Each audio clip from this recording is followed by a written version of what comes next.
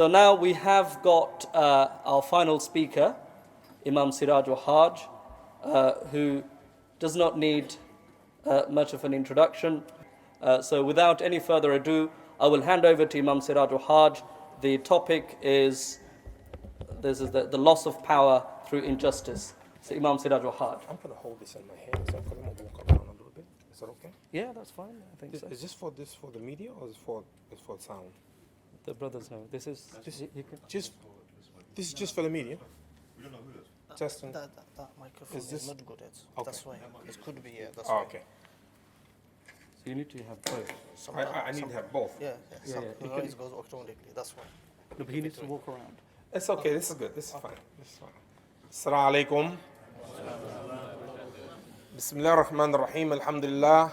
Ashhadu an la ilaha illallah wahdahu la sharika la wa ashhadu anna Muhammadan abduhu wa rasuluhu amma ba'd. Brothers and sisters, I'm going to give you a great opportunity.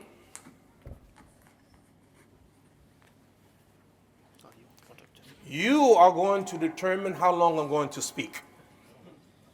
You never heard that before, right? I'm very sensitive. I'm sensitive to people and their time, and I know people are busy. So you tell me, you have a couple of minutes? If you say, Imam, you give us a 10-minute talk, I'll give you a 10-minute talk. If you say 15 minutes, I'll give you 15 minutes. What you want me to do? Half an hour? You sure? It'll be before Isha, inshallah.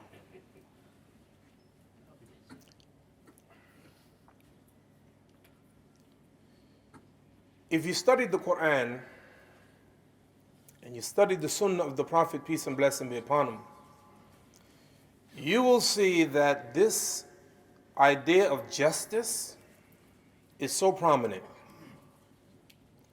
Everywhere you look in the Quran, everywhere you look in Hadith, this idea of justice.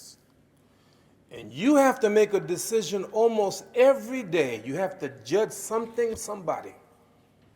Oftentimes you have to be a judge. And I admit to you that it is difficult. For instance, one of the most eloquent things that our Prophet, peace and blessing be upon him, said, "Innama ana bashar." I am only a human being. This was nothing more than what Allah told him to say, "Qul innama ana basharum mithlukum."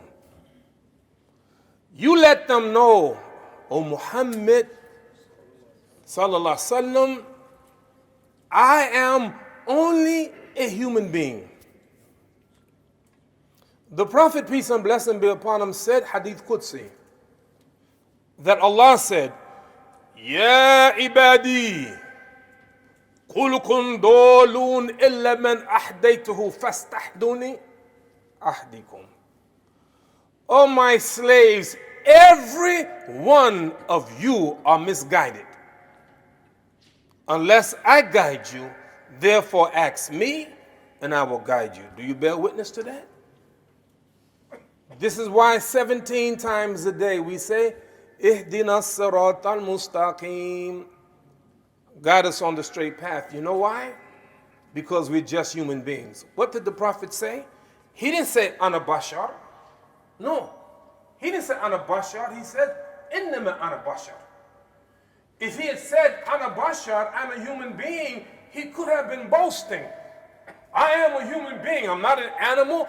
I'm God's high creature. I'm a human being. But that's not the implication of the hadith. The implication is, Innama ana bashar. I am only a human being. I'm not divine. I'm not God. I'm not Allah. I'm not an angel. I am a human being.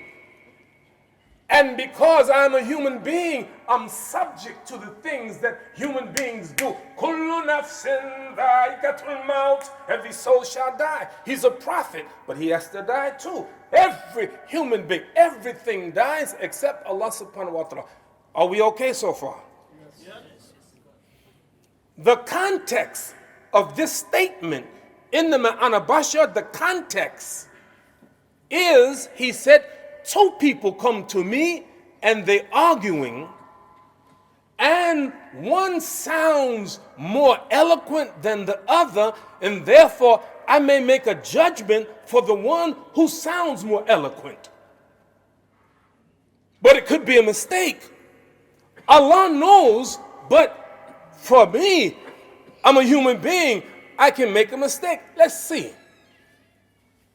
The Prophet, peace and blessing be upon him, said, Isa, Jesus ibn Maryam, he saw a man stealing and said, have you stolen?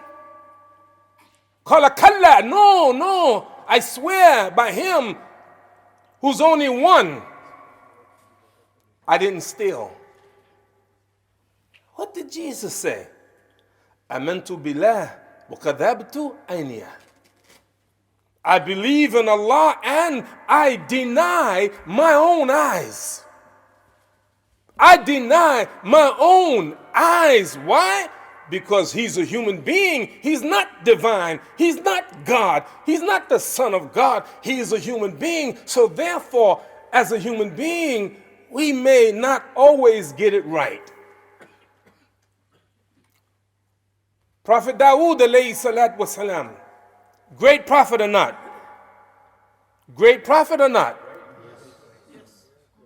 Ahabu salat ilallah salatu Dawood. The most beloved prayer to Allah is the prayer of Dawood. Ahabu siyam ilallah siyamu Dawood.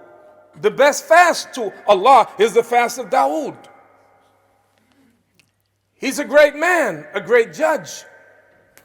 He was called upon to make a judgment between two women, each one of them having a baby. And the wolf took one of the babies away. And so they went to Dawood alayhi salat wasalam and said, the wolf took her baby. He said, no, no. She said, the wolf took her baby. So Dawood alayhi salat wasalam made a judgment on the older lady and said, the lady belongs to you. So now they go to the son of Dawood, Sulaiman alayhi salat wasalam. And Sulaiman said, I'll solve the problem. Bring me a knife.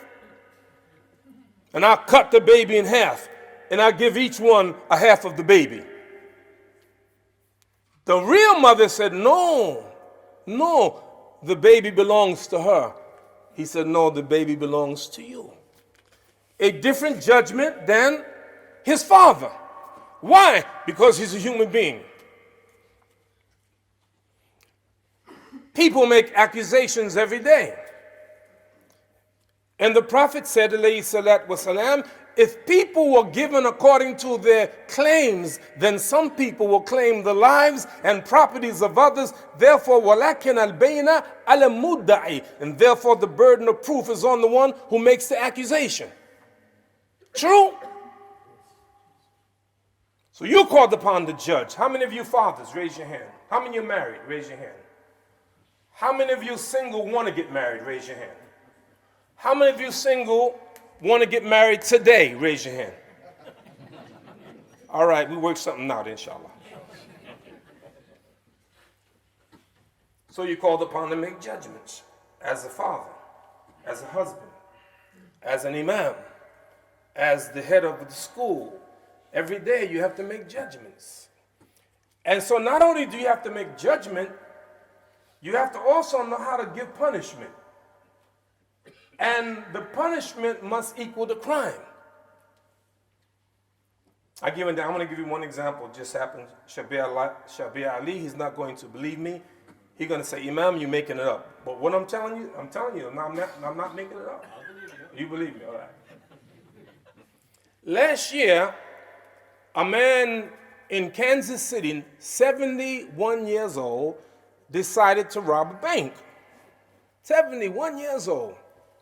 So he went into a bank and handed the teller a note saying, I have a gun.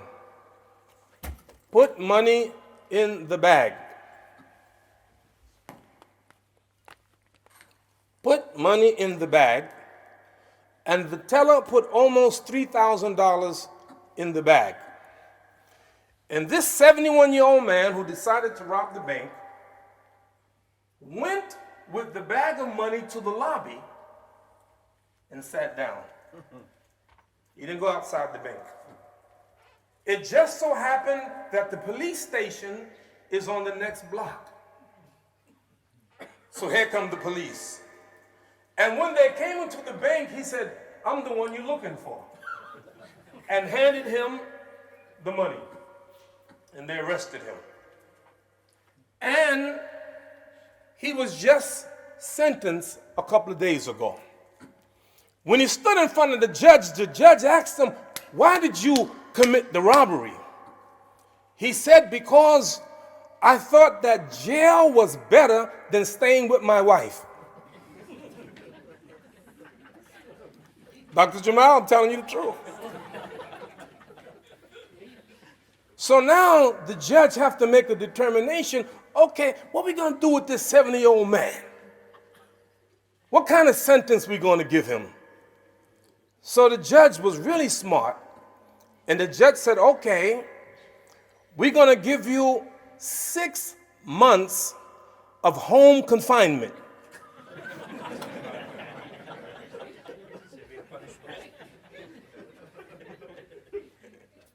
Punishment fits the crime. So, brothers and sisters, it is not often that I encourage you to watch a movie.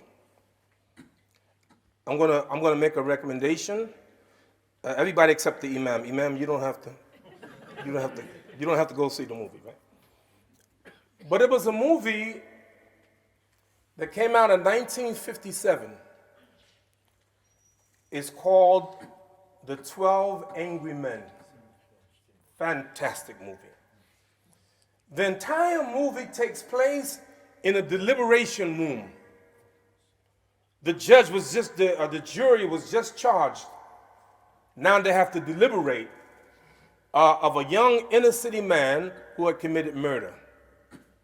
So the whole scene of the movie was in the deliberation room. So these jurors have to make a determination of the guilt or the innocence of the person. None of the actors had names. Juror number 1, juror number 2, juror number 3, all the way to juror number 12. The star of the movie is juror number 8. Immediately, 11 jurors say he's guilty. But juror number 8 said, "I have a doubt." And then he went on to explain his doubt. In our judicial system in America, you have to convict someone beyond reasonable doubt. If you have a reasonable doubt that the person may be the innocent, you cannot convict them. And the whole movie was him trying to convince them not that he was innocent, but that there was doubt. In my country, in America, and you do the research in your country, you do the research in Canada, Dr. Jamal, you do it in Canada, and you do it here in UK. In my country, every year, 10,000 innocent people are convicted. And almost every week, you read in the newspaper, such and such person was in prison for 35 years, found out that he was innocent. Such person, 25 years in prison, found out that they were innocent. I don't know, Shabir, have you done some research yet? Okay. I'm going to tell you something. What the experts say. You have a jury system here in UK? And you know, in our country, it's 12 jurors, and it has to be unanimous. That means 12 people must say they're guilty or they're innocent. Otherwise, you have a hung jury. Is that the same way here? A little bit different. It's a little different, okay. Now, do you think the jury makes a difference whether the person is innocent or guilty? I think the jury plays an important part. Because in our Constitution, it says that a person has a right to be tried in a jury of his peers, let me tell you what the experts say. They say 85% of the cases adjudicated are won or lost in the very jury selection process. You didn't hear what I just said. I'll say it again. 85% of the cases adjudicated are won and lost in the very jury selection process. Do you think it makes a difference as you as a Muslim if you went to court and all the jury were non-Muslims? Is it possible that it will make a difference? It's possible. So, justice. I'm going to tell you something very interesting that happened. One of the most prestigious universities in the world is in the United States called Harvard. And Harvard Law School, one of the most prestigious. Imam, come.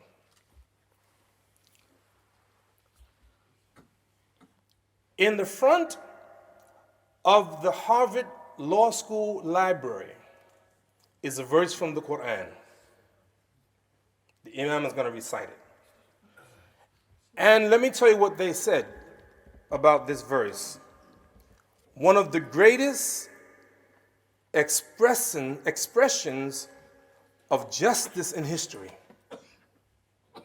Harvard Law School is saying this verse from the Quran that the Sheikh is going to recite is one of the greatest expressions of justice in history. You sure it's enough, Imam?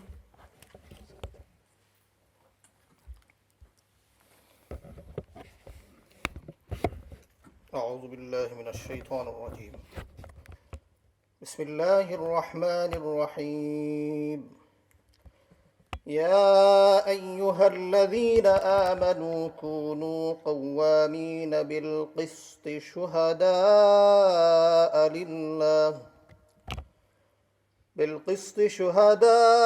لله ولو على أنفسكم أو بالوالدين والأقربين إن يكن غنيا أو فقيرا فالله أولى بهما فلا تتبعوا الهوى أن تعدلوا وإن تلؤوا أو تعرضوا فإن الله كان بما تعملون خبيرا. One more time, Imam. One more time. يا أيها الذين آمنوا كونوا قوامين بالقسط شهداء لله ولو على أنفسكم أو الوالدين والأقربين إن يكن غنيا أو فقيرا فالله أولى بهما فلا تتبعوا الهوى أن تعدلوا وإن تلؤوا أو تعرضوا فإن الله كان بما تعملون خبيرا. O you who believe, stand out firmly for justice as witnesses to Allah, even as against yourself or your parents or your kin, and whatever it be against rich or poor. For Allah can be protector both. Follow not the lusts of your hearts, lest you swerve, and if you distort justice or decline to do justice, verily Allah is well acquainted with all that you do. Thank you, Imam. Barakallahu. Thank you.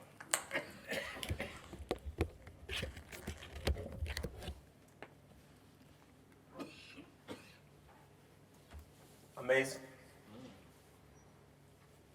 Harvard Law School. You know who graduated from Harvard Law School? President Obama. Not Mr. Trump. I'm just saying. Brothers and sisters, justice. The Prophet ﷺ said, "Sab'a, yudhilluhum Allah fi dhillihi yawma la dhilla illa dhilluhu." And the first one he mentioned, Imamul Adl. 7 people will be shaded by Allah on a day when there's no shade except Allah's shade. And the first one he mentioned is a just Imam. Justice. One of the names of Allah, Muqsit. Al-Muqsit. He's just. Inna Allah la yadhlimu mithqala dharratin. Allah said in Quran, Allah's not unjust, not even an atom's weight. And you have to understand that Allah is just. Now, 2 years ago in Atlanta, Georgia, a Muslim named Riyadh, 6 years old, was the manager in his mother's restaurant. And someone came and robbed him and killed him. 3 children during the month of Ramadan. And he was well known, giving charity, feeding the people. Everybody knew him. I went to his janazah. His janazah, thousands of people, Muslims and non-Muslims. Allah is just, no? Allah is just, yes? Do you think that this person who killed him has to stand before Allah? Do you think that Allah forgot what he did? No. He has to pay the price. So therefore, the punishment must equal the crime. He was arrested, he's in jail now, and guess what? He happens to be Muslim. I know him. I know his father. His father's an imam. Can you imagine? He's in jail now, but really, Yawm al-Qiyamah, when he has to stand before Allah subhanahu wa ta'ala, what would be his punishment? According to a hadith of the Prophet, peace and blessing be upon him, I mentioned the other day about muflis, a person who's bankrupt on Yawm al-Qiyamah would be a person who have all these good deeds and they will lose all of them and be thrown in the hellfire. One of them, the Prophet talked about those who commit murder. I put in my heart, I ain't never going to commit murder. I ain't killing nobody. Inshallah, I'm going to kill nobody except in defense of ourselves. Even the Bible says, thou shalt not kill. So for me, I'm worried about myself. Nafsi, nafsi, nafsi. I'm worried about doing something to somebody because there's going to be a price to pay. What price to pay? According to the hadith of the Prophet, peace and blessing be upon him, if you killed someone, you have to take some of your hasanat and give it to that person that you killed. And if you run out of hasanat, Allah is going to take their sayyat, their evil deeds, and put on you. I'll ask you a question. Is that fair? Is that fair? Okay, it's fair, right? How does Allah determine how much hasanat you have to do to make up for murder? For instance, do you think that one prayer is sufficient? I'm asking you. You think one prayer is sufficient? Allah is going to take one prayer from you? You think that's sufficient? 2 prayers? 1,000 prayers? 5,000 prayers? 1,000,000 prayers? How you figure it out?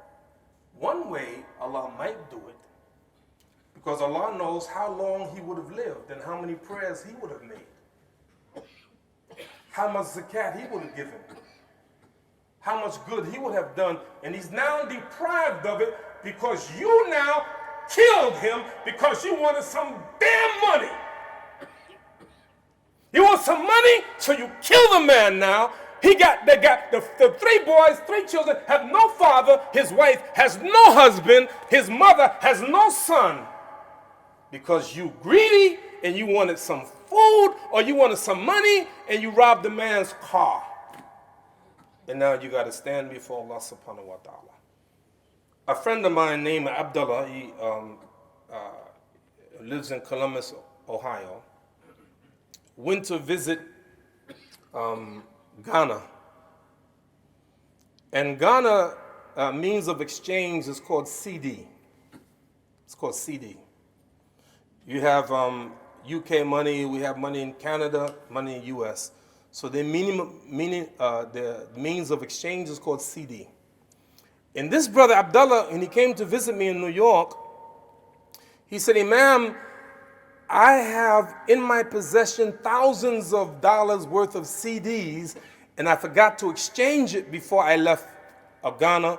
Could you find out if you can exchange them for me? I said, no problem. I called the bank, First Bank, a large bank in New York City. I said, my friend has some CDs from Ghana. Could you exchange it? They said, I'm sorry, we cannot. No problem. I called the second bank. I said, my friend has some CDs, thousands of them from Ghana. Could you exchange them? They said, I'm sorry, we can't. And the third one I called laughed at me. He said nobody would exchange American dollars for CDs.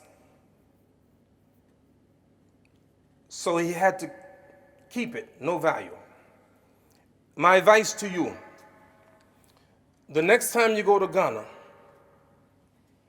and you have some CDs in your pocket, exchange them before you leave.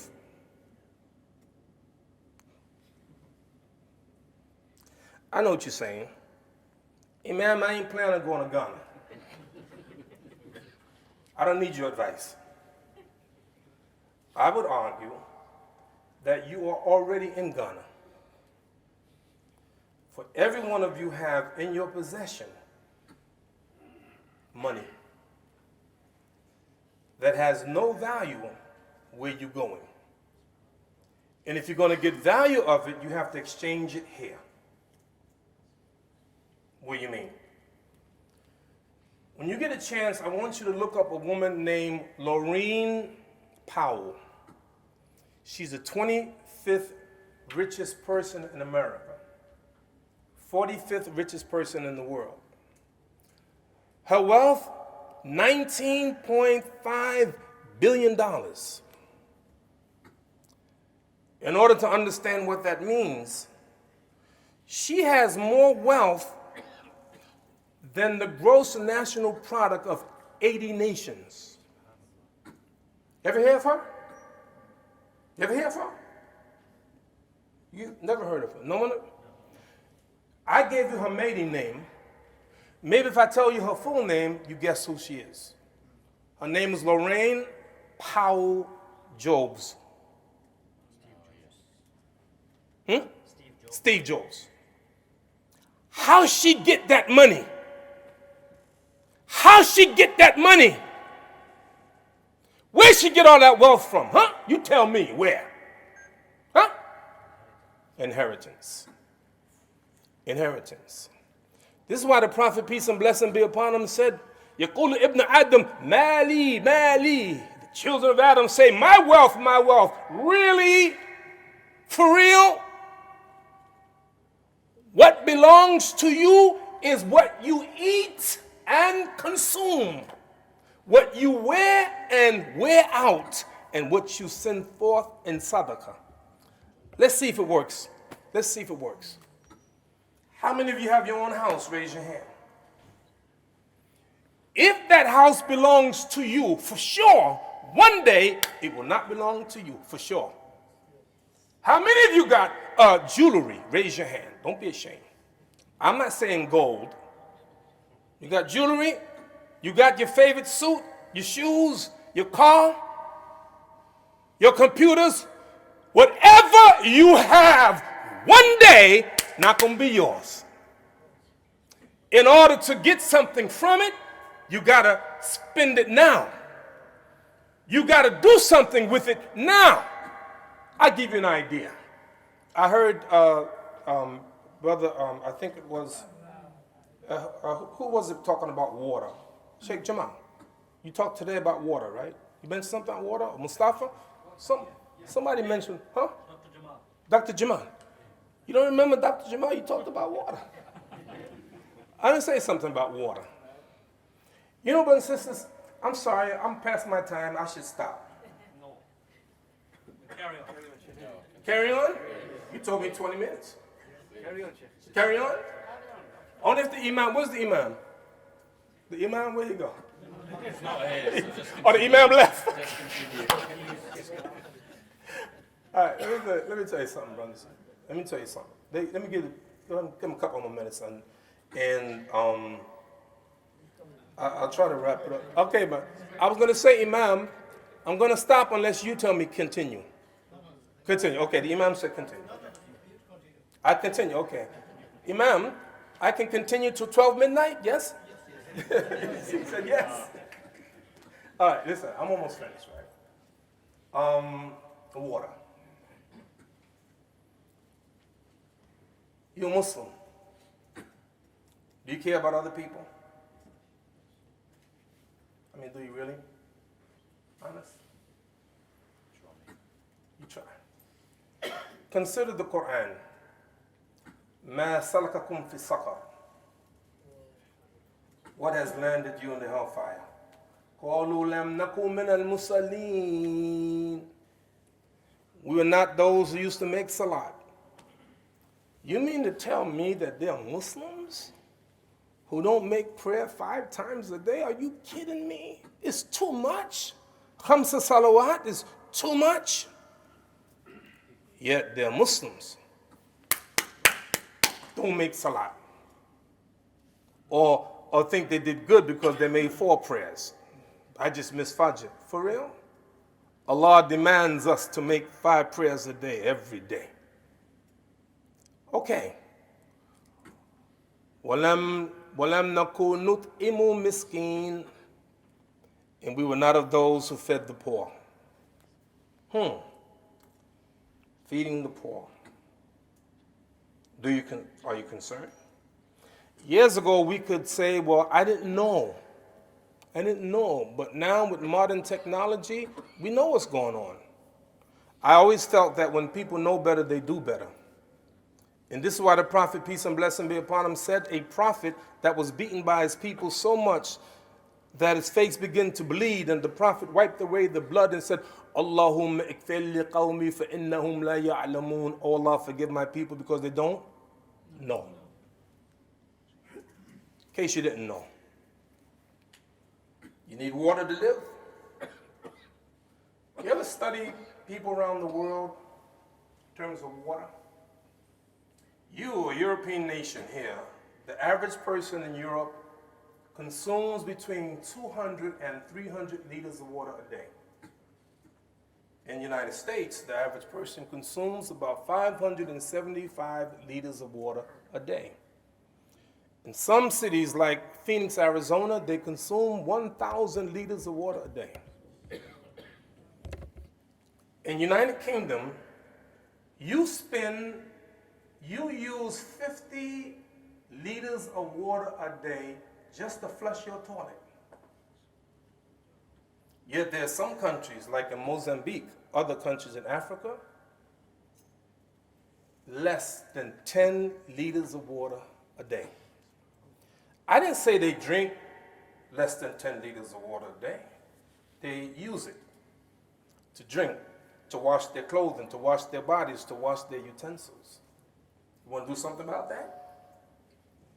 You got some currency today, you can spend some of it.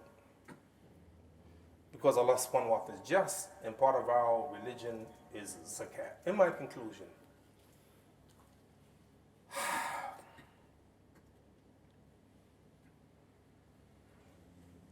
we are the examples of Allah's slaves on this planet as Muslims.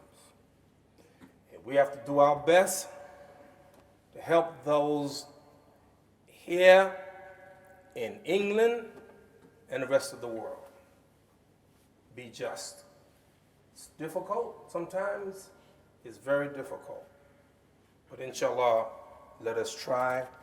And I leave you with this last word.